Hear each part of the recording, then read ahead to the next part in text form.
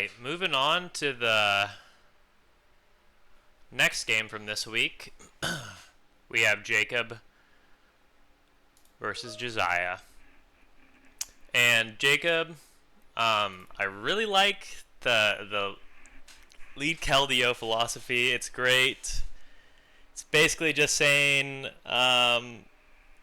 here's a big problem, deal with it. Already discussed that many times, but I think it just makes a ton of sense. Is really good here. One thing I think is kind of interesting for you, Jasiah, is running a Nerve Tyranitar. It actually doesn't sound that bad to me, especially at least if you're bringing a configuration like this. Because I think it's pretty clear that you want Sun up, right? So you basically make it so Tyranitar can switch, or sorry, Charizard can switch in and guaranteed set up Sun if the because you're not having to wait for T-Tar to come in, or not for you're not having to wait if T-Tar comes in for the 5 turns of Sandstorm. Anyway, going Zapdos is probably the right play here. Burn is unfortunate on the Scald, but that's the nature of the beast.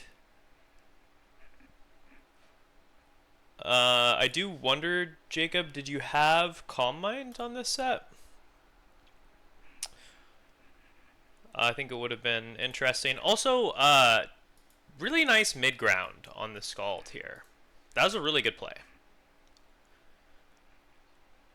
But yeah, I think that this just makes a ton of sense for you to lead with Keldeo, especially if you're not bringing a team that doesn't have any way to get rid of rocks.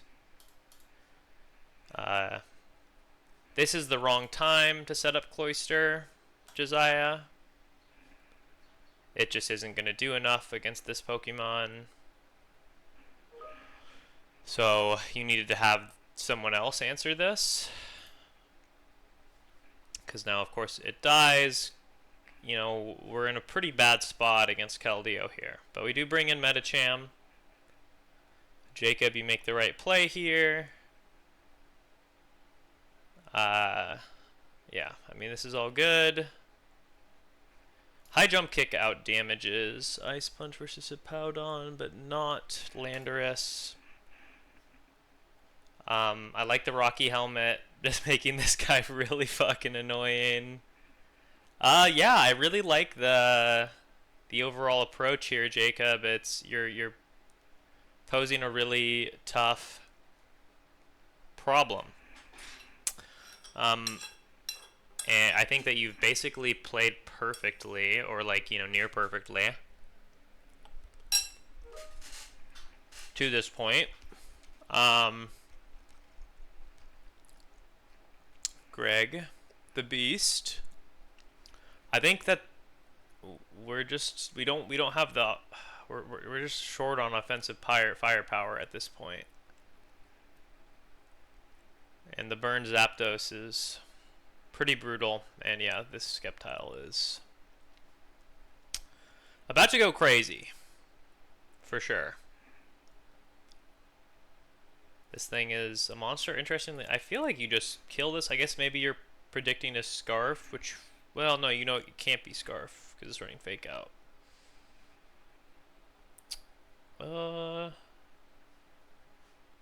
Yeah, I mean, I think that the error here is probably mostly in team construction and a little bit in your approach. So let's take a look at the team. So, of course you bring Zapdos. We bring Quagsire. I think we needed to bring Venusaur. I think that this is actually really critical, is that we bring Mega... Actually, we can even bring regular Venusaur and still bring Mega Charizard Y. But I think Venusaur needed to be able to answer Keldeo, otherwise Keldeo as we can see, was a huge problem. Mega or regular Venusaur both would have been reasonable here. Let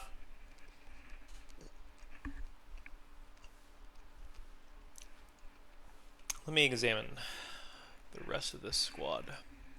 I don't like regular Medicham. Just period, basically. Again, play with the idea of Unnerve Tyranitar. I know it's basically making him have no ability, but it's just there's too much tension between these two. So realistically, you probably just shouldn't be running Charizard Y as often. Though I don't hate it here because you are a little bit lacking in specially oriented offensive power.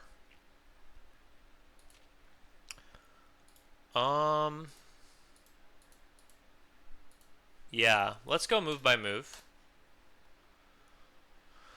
So yeah, Tyranitar lead is very risky for this specific reason. I know that rocks are good, but I would have much preferred the Zapdos here. It doesn't have a bad matchup. Worst case scenario, you see one of the ground types, I guess. Maybe you see Sceptile. In all of these scenarios, it's like you have a safe kind of fallback. So yeah, not a fan of the Tyranitar lead. Clearly a mistake, I think, for this specific reason, because this is such a big problem.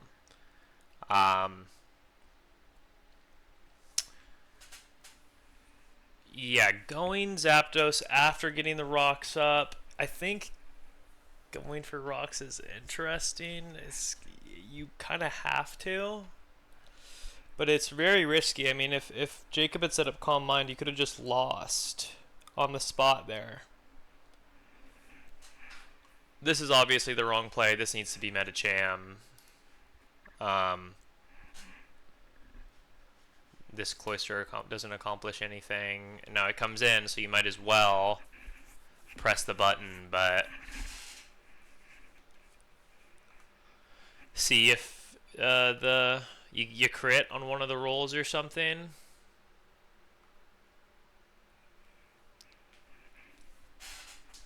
But yeah, Cloyster accomplishes far too little, especially because it's kind of a critical Pokemon for you here, as it is the Pokemon that can really threaten to just straight up win the game more than any other here.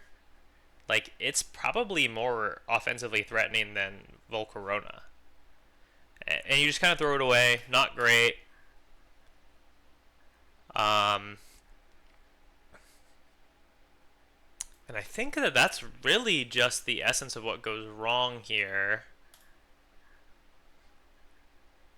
One thing I would have liked to have seen is an instant switch to Charizard.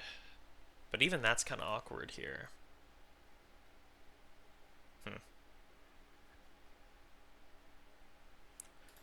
Yeah, I think this game's just lost when we use Cloyster like this. And a little bit in the team builder. I think that the configuration I like is Zapdos, Venusaur,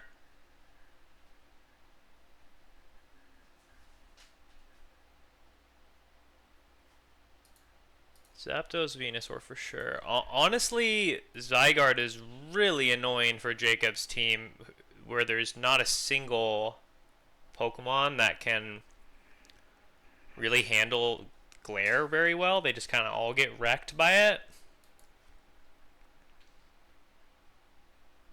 I think Cloyster's good, should come. So we have these. Cobalion wouldn't have been that effective. Probably is almost never particularly effective. Yeah, I mean, it is a tough team builder problem. But I don't love this configuration, and I think that the game is lost when we go Cloyster at the wrong time. So that's the main thing. Cloyster, it needs to be timed correctly. It wasn't timed correctly here, so we lose. And also, we probably just shouldn't be bringing regular Metacham. Just really ever. You know, you're still sitting at 2 and 3, which is a decent spot in the standings. So not, you know, not panic time per se, but you just got to clean up on some long-term planning stuff, understanding the roles of our Mons, and thinking a little more critically about the team builder. I really like this team that you brought, Jacob. I really like your play. Yeah. I don't really have any comments for you. I'm very scared if you continue to play like this with Mega Diancie. That's for sure.